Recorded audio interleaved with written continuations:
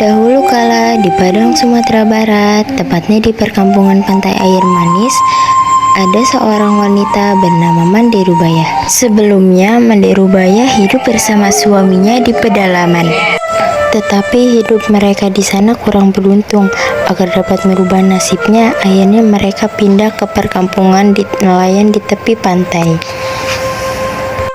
Mereka bersyukur rezeki datang dengan lancar. Beberapa tahun kemudian, mereka dikaruniai seorang anak laki-laki bernama Malin Kundang. Meski masih anak-anak, sudah nampak pada diri Malin yang berkemauan keras.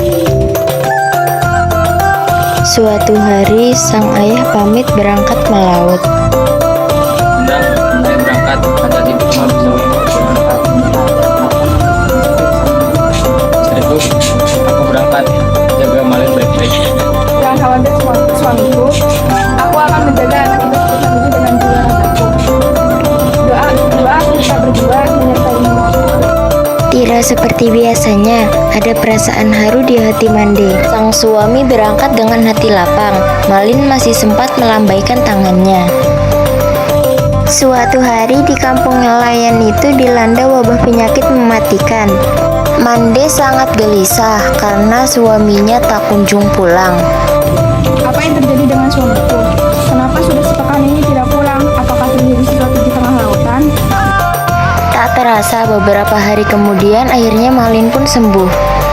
Alhamdulillah, anakku sudah sembuh. Setelah sembuh, Malin sangat disayangi oleh Mande Rubaya. Karena tak ketahuan berita suaminya, maka Mande Rubaya membanting tulang dengan berjualan kue.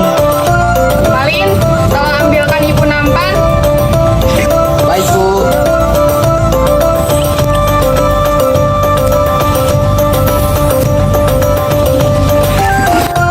Saat Malin sudah dewasa, ia meminta izin kepada ibunya untuk pergi merantau. Dan aku pergi merantau, akan datang kapal besar yang menjemput para pedagang ke kota. Jangan Malin, ibu takut kamu terjadi sesuatu di sana. Tetaplah di sini, temanilah ibu. Aku mohon.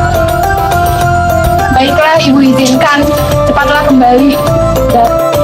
Setelah sekian lama di perjalanan, akhirnya Malin sampai di pelabuhan.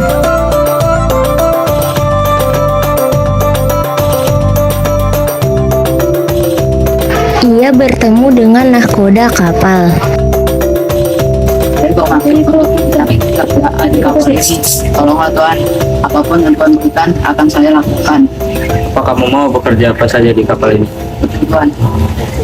Mula-mula ia bekerja sebagai pembersih. Karena rajin dan pintar, ia sangat disayangi oleh nahkoda kapal. Ketika sang nahkoda berusia lanjut, Malin diangkat sebagai penggantinya. Sementara itu, hari-hari terasa lambat bagi Mande. Ia terus bertanya, sampai di manakah anaknya kini? Apakah kamu melihat anakku Malin? Bagaimana kabarnya? Apakah ia baik-baik saja?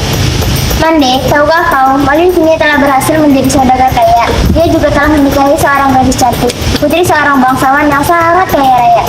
Benar itu, jadi kau tidak usah khawatir. Ia turut gembira mendengar kabar itu. Ia selalu berdoa agar anaknya selamat dan segera kembali menjenguknya. Namun hingga berbulan-bulan semenjak ia menerima kabar, Malin belum juga datang menjenguknya. Namun ia yakin bahwa pada suatu saat Malin pasti akan kembali. Ibu sudah tua Malin, kapan kamu pulang? Ya Tuhan, lindungilah anakku dari segala mara bahaya. Pertemukanlah ia denganku sebelum Ajo datang menjemputku. Harapannya terkabul. Suatu hari yang cerah dari kejauhan tampak sebuah kapal berlayar menuju pantai. Kapal itu megah dan berdekat tinggi. Ketika kapal itu mulai merapat, tampak seorang muda-mudi berdiri di anjungan. Wajah mereka cerah dihiasi senyum mereka. Tampak bahagia karena disambut dengan meriah. Mande yang sudah tua berbaring di rumahnya. Burhan dan istrinya, teman Malin sejak kecil, segera mendatangi Mande Rubaya. Mereka ke arah Mande yang sedang berlari-lari menuju tepi pantai. Dia yakin sekali bahwa lelaki muda itu adalah anak kesayangannya, si Malin Kundang. Malin anakku, kenapa kau begitu lama tidak memberitahu? Siapa kamu? Malin terpana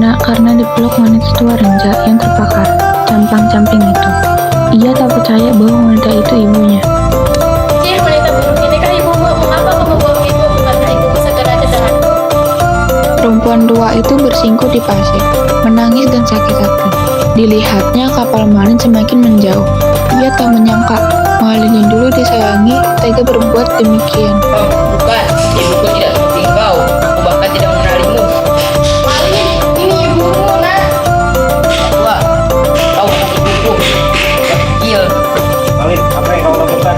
Jangan pulang kau anak muda. Kemuruhan kemarin sudah kecil, itu taruhnya pertama-tama ibu. Malin, tidak seharusnya kau begitu kepada ibumu. Semua, Malin, kau telah berbohong perihal ibumu kepadaku. Dan kedua, aku tidak sudi mengenai ibumu seperti itu. Malin, rupanya kau sudah melupakan ibumu. Mandir banget. Hai wanita tua dan miskin. Aku saudagar kaya, bukan anakmu. Jangan kau dari hadapanku. Ya Allah, rupanya Malin sudah melupakan ibunya. Nah, kabar, bila wanita tua ini sedikit uang agar tidak menggangguku. Tidak, aku tidak butuh uang. Hai wanita tua dan miskin, jika kau tidak ingin uang, lalu apa yang kau inginkan dariku? Aku hanya butuh pengakuanmu sebagai aku adalah sebagai ibumu. Hari-hari aku merindukanmu. Sudah kukatakan, aku bukan anakmu dan kau bukan ibuku. Jika kau memaksaku, akan kusuruh orang-orang untuk berbuat kasar padamu. Baiklah anak muda, mungkin mata ini sudah mati. Salah mengenali orang. Untuk ini aku meminta maaf kepadamu. Nah begitu, harusnya kau tahu dia sejak tadi. Karena hatinya sudah perih dan sakit, lalu tangannya diangkat ke langit. Ia kemudian berdoa dengan hatinya yang penuh. Tuhan, jika dia bukan anakku, maka aku akan melakukan perbuatannya. Tapi jika dia anakku, aku meminta keadilan kepadamu ya Tuhan. Tak lama kemudian, cuaca di tengah laut yang tadinya cerah mendadak berubah menjadi gelap. Hujan tiba-tiba turun dengan lebatnya. Lihatlah, aku kau menjadi batu. Tiba-tiba datanglah badai besar, lalu sambaran petir yang menggeleder. Ibu, maafkan aku ibu, tidak. Esoknya saat menatap pagi muncul di ujung timur. Badai telah reda. Di pinggir pantai terlihat sebongkar batu menyerupai tubuh manusia.